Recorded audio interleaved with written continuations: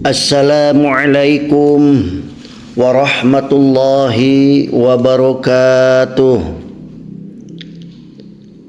Alhamdulillahilladzi bini'matihi tatimmus shalihat wa bifadlihi tatanazzalul khairat wal barakat wa bitaufiqihi tatahaqqaqul maqasid wal ghayat. Asyhadu an la ilaha illallah wa asyhadu anna Muhammadan abduhu wa rasuluh la nabiyya ba'dah. Allahumma salli wa sallim wa barik ala sayyidina Muhammadin wa ala alihi wa sahbihi al-mujahidin at-tahirin, amma ba'du. Bismillahirrahmanirrahim. Qala Rasulullah sallallahu alaihi wasallam, ni'matani maghbunun fihima katsirun minan nasi as-sihhat wal faragh. Dua macam kenikmatan yang kebanyakan manusia dapat tertipu oleh keduanya, yaitu kesehatan dan waktu luang. Hadis riwayat Bukhari. Saudara-saudara kaum muslimin wal muslimat rahimakumullah. Pada kesempatan hari ini, marilah kita bersyukur kepada Allah Subhanahu wa taala yang telah memberikan kenikmatan kepada kita. Dan marilah kenikmatan ini, terutama kesehatan dan waktu luang, dimanfaatkan oleh kita, diisi dengan meningkatkan ketakwaan kita kepada Allah Subhanahu wa taala. Yang merasa belum baik, mari kita perbaiki bersama-sama.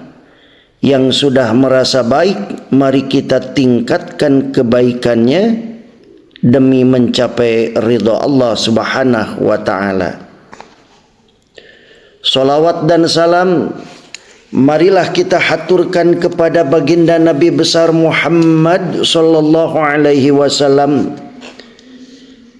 kepada zurriyahnya, kepada sahabat-sahabatnya,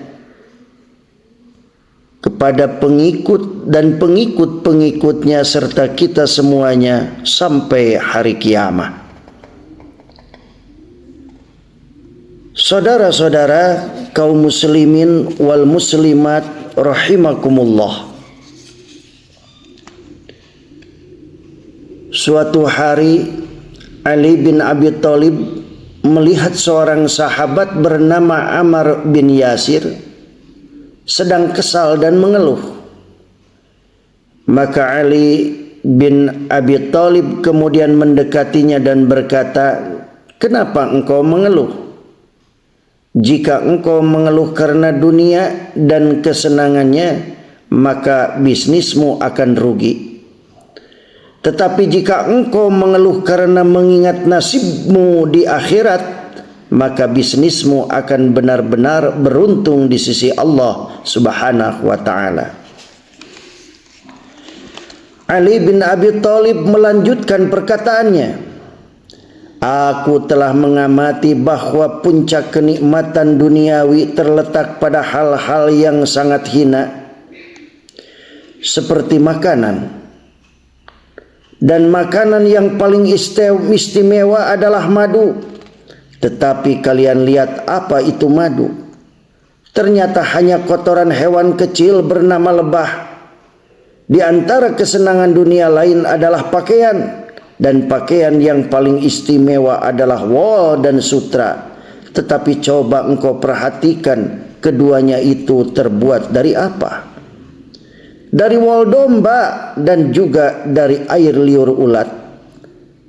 Begitu juga dengan musik. Apa inti dari musik? Musik adalah getaran suara, dan mungkin klimaksnya adalah perkawinan. Namun coba perhatikan wahai Ammar bin Yasir, Apakah perkawinan itu? Perkawinan adalah menempatkan saluran kencing ke dalam saluran kencing yang serupa. Oleh karena itu, sekali lagi akan rugi jika engkau hanya memikirkan dunia, sedangkan akhirat menjadi terlupakan. Saudara-saudara, kaum muslimin wal muslimat rahimakumullah. Sayangnya banyak dari kita yang justru mencintai dunia. Kita berlomba-lomba mengumpulkan harta dunia, mencari kesenangan duniawi yang sementara. Bahkan karena hal tersebut, kita sering melupakan kewajiban kita sebagai hamba Allah Subhanahu wa ta'ala. Kita sering lupa berdoa ketika kita sibuk dengan pekerjaan. Kita juga sering lupa zakat ketika mendapat rezeki darinya. Yang jadi petani lupa ada zakat ziraah yang harus dibayar saat panen. Yang jadi dokter lupa ada zakat mal. Begitu juga pejabat dan konglomerat.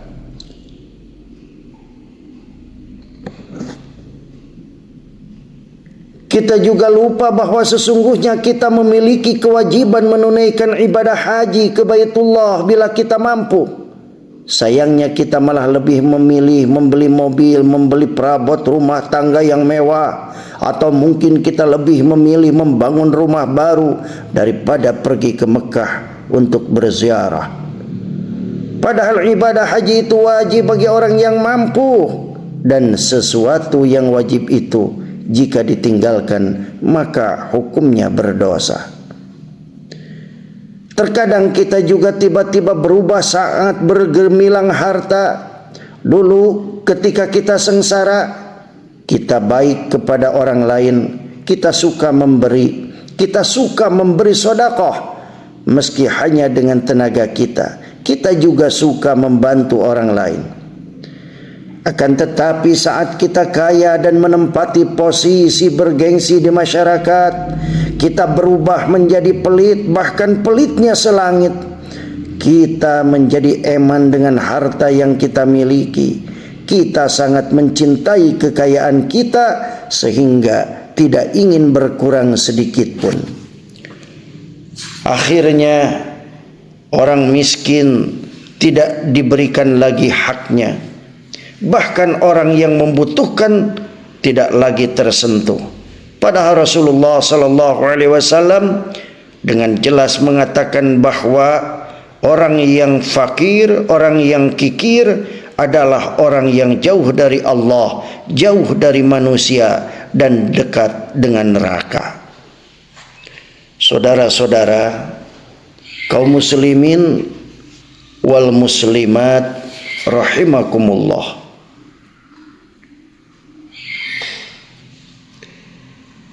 Kita harus benar-benar menjauhi dosa yang disebut hubbud dunya, cinta dunia. Kita boleh kaya, sebenarnya menurut penulis wajib, karena tidak ada satupun ayat dan hadis yang memerintahkan umat Islam untuk menjadi miskin. Bahkan Rasulullah sallallahu alaihi wasallam sebenarnya adalah orang kaya, meski beliau lebih memilih hidup sederhana. Namun kekayaan tersebut tentu tidak boleh membelenggu hati kita, sehingga kita sulit untuk wusul atau hudur kepada Allah Subhanahu wa ta'ala. Saudara-saudara kaum muslimin wal muslimat rahimakumullah. Bayangkan jika di depan kita ada tumpukan kebaikan nanti di hadapan Allah Subhanahu wa ta'ala, kita berpikir bahwa kita akan masuk surga dengan bebas. Namun tiba-tiba kebaikan sebesar gunung Tihamah dibakar Allah dan menjadi tidak ada yang tersisa. Atau dalam bahasa Al-Quran, menjadi debu yang berserakan, hilang ditiup angin. Tentu saja kita akan sedih. Semua itu karena ada cinta dunia yang bersemayam di ruang hati kita. Ingat, Jika kita sudah terkontaminasi dengan hubbud dunya, maka kita tidak lagi peduli dengan halal dan haram. Yang penting kita mendapatkan dunia sebanyak-banyaknya. Rasulullah sallallahu alaihi wasallam bersabda, barang siapa mengucapkan subhanallah 1 kali, Allah akan menanamkan baginya pohon di surga. Seorang sahabat Quraisy berdiri, kalau begitu apakah aku punya banyak pohon di surga?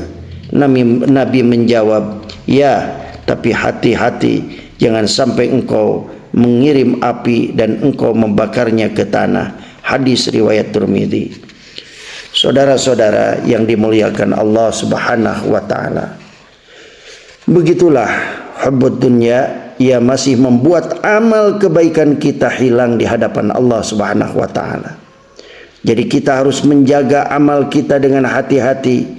Jangan kita biarkan virus hubbud dunya bersemayam di hati kita. Cinta dunia ini niscaya akan membakar kebaikan kita. Dan akhirnya saya ingin mengutip sebuah hadis. Semoga ini menjadi renungan kita bersama. Suatu ketika Nabi Muhammad SAW sedang duduk bersama malaikat Jibril di Bukit Sofa. Rasulullah SAW bersabda, wahai Jibril, keluarga Muhammad siang ini tidak memiliki sejumput tepung pun atau segenggam tepung pun untuk dikonsumsi.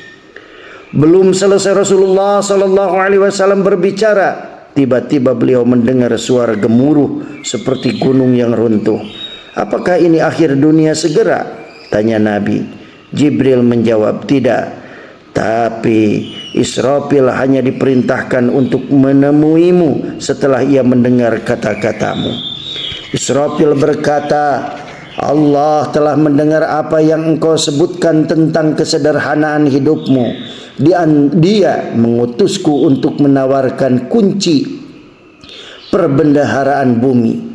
Dia memerintahkanku untuk mengubah pegunungan Tihamah menjadi zamrud, yakut, emas dan perak untukmu. Pilih, mau jadi nabi sekaligus raja yang sangat kaya raya, atau hamba nabi, abdan nabiyya. Jibril memberi isyarat agar Nabi Muhammad SAW memilih merendahkan diri. Katakan, aku pilih abdan nabiyya. Hadis riwayat Ahmad.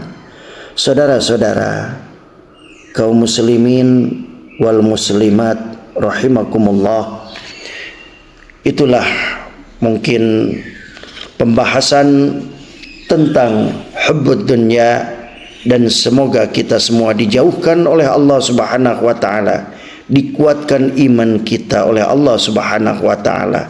Jangan sampai kehidupan kita dikuasai oleh hubbud dunya, hati kita rusak oleh hubbud dunya.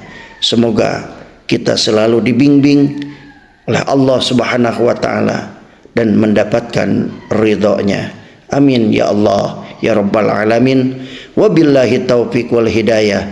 Wassalamualaikum warahmatullahi wabarakatuh.